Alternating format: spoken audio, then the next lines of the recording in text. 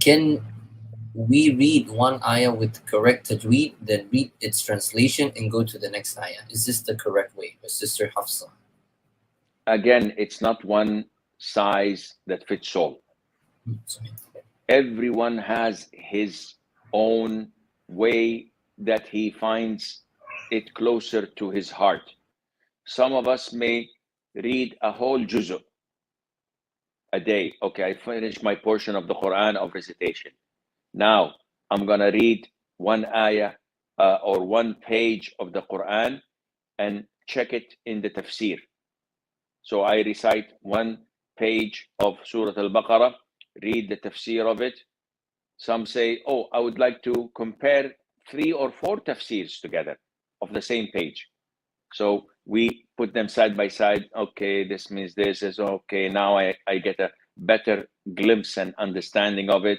Some people would not do that. See, one of the best ways, which it's difficult to have tadabbur without, is to slowly recite. When we recite the Quran, we look at the quantity, not the quality. الحمد لله رب العالمين الرحمن الرحيم مالك يوم الدين إياك نعبد وإياك نستعين اهدنا الصراط المستقيم صراط الذين أنعمت عليهم غير المغضوب عليهم ولا الضالين آمين ألف لام ميم. Wait. What are you doing? Are you singing the Quran? Akhi, did you reflect on the Fatiha? Yes. What to reflect on the Fatiha? Akhi, the Fatiha is the greatest surah in the whole Quran. Really? 7 ayahs so quickly and we recite it every day.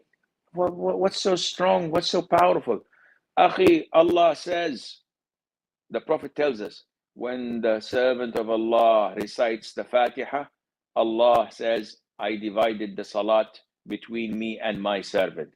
So when my servant says, Alhamdulillahi Rabbil Alameen, Allah says, my servant has praised me.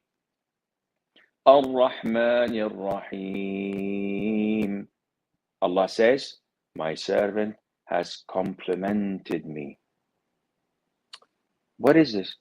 Maliki Yawmiddin, Allah says, my servant has glorified me. Iyaka na'budu wa iyaka nasta'in. Allah says, this is between me and my servant. This is a dialogue. So how quickly do we recite the Fatiha in our salat? Zoom. Not the application, but the speed.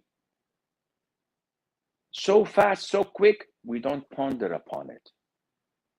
And this is why, I don't know people who speak about pondering the Quran. Where do they get this from? By reciting it slowly. This is why when you go and pray behind some of the imams, you finish the prayer and say, whoa, ya akhi, this imam's recitation is out of this world. Why? Because he made you ponder. You felt the Quran.